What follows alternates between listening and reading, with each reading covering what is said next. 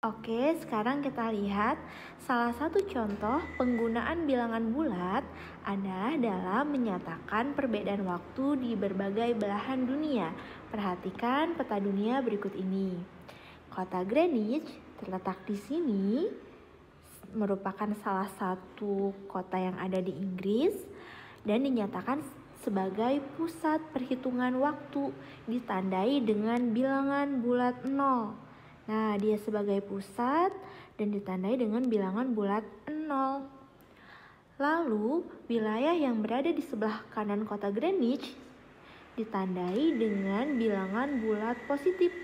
Dari mulai positif 1, positif 2, dan seterusnya. Maknanya, kita lihat maknanya. Bilangan positif 1 pada kotak A menunjukkan bahwa untuk wilayah-wilayah yang berada di sepanjang kotak A ini, waktunya akan lebih cepat 1 jam dari kota Greenwich. Dan juga lihat di kotak B.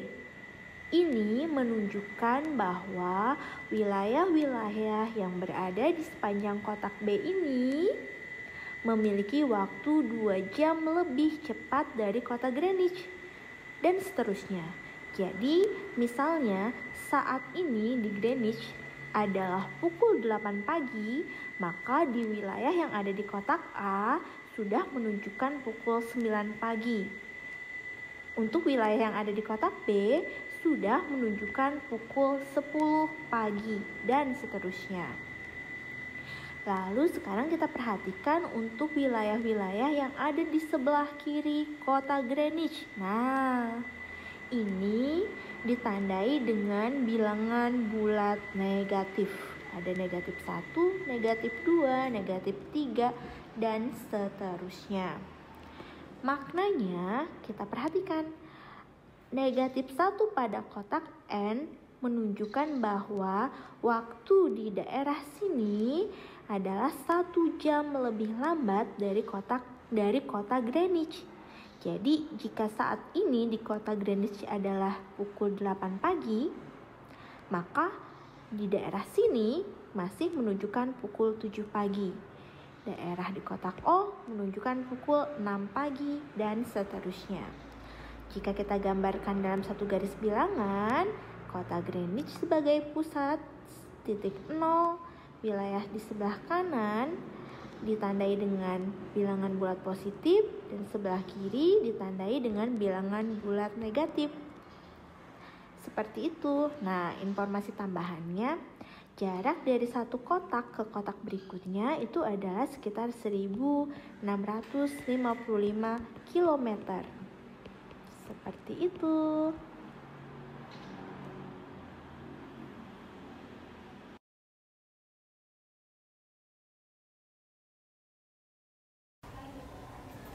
Oke, contoh lain dari penggunaan bilangan bulat ada pada skala termometer. Perhatikan gambar termometer ini. Nah, di sini ada termometer, gambar termometer yang memiliki skala. Di skala kita sebut skalanya. Lalu biasanya di dalam termometer ini menggunakan 2 satuan derajat. Ada satuan derajat Celcius dan juga ada Fahrenheit. Untuk Indonesia, kita cenderung fokus menggunakan satuan derajat Celcius. Jadi kali ini abaikan yang Fahrenheit ya nak, kita kesini saja. Lalu kita perhatikan skalanya lagi. Skala yang di sini dituliskan dalam bentuk bilangan bulat.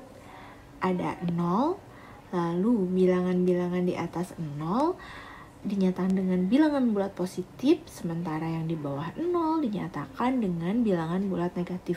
Negatif 10, negatif 20, dan seterusnya. Selanjutnya kita perhatikan di sini. Ini adalah gambar dari Gurun Sahara. Dan tahukah kalian, suhu rata-rata di Gurun Sahara itu bisa mencapai 38 derajat Celcius. Maknanya, suhu di Gurun Sahara ini ada di skala 38 derajat di atas 0, sekitar di sini. Oke, 38 derajat di atas 0. Next, kita beralih ke kutub.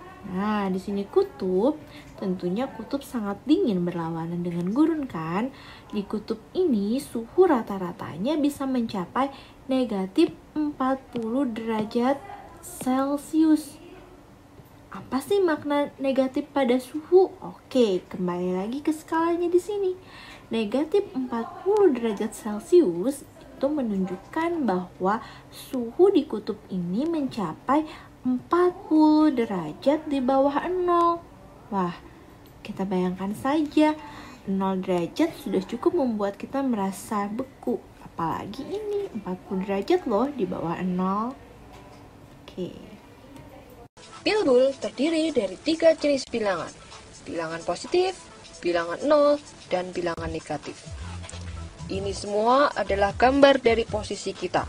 Ada daratan, ada lautan, dan ada langit yang luas. Kita tinggal di daratan, sehingga kita bisa menganggap daratan ini adalah titik 0.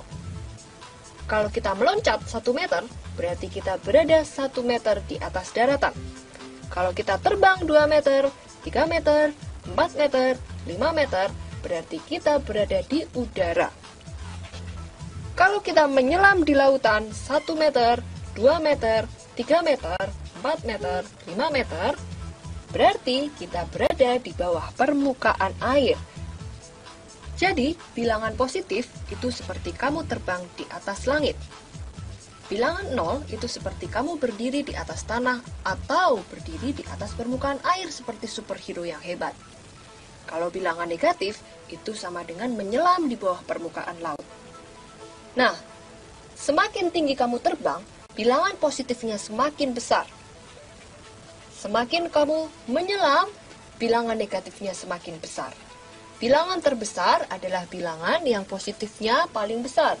Bilangan terkecil adalah bilangan yang negatifnya terbesar. Bilangan yang di sini adalah bilangan yang paling besar. Sementara bilangan yang di bawah sini adalah bilangan yang paling kecil. Jadi semakin ke arah terbang ke atas, bilangannya semakin besar. Dan semakin menyelam jauh ke dasar lautan, bilangannya semakin kecil. Oke, kita sekarang berlatih bersama dengan sosis. Nah, soal A. Urutkan dari bilangan terkecil sampai yang terbesar. Kita punya angka 2, min 3, 5, min 100, 0, 1, min 1.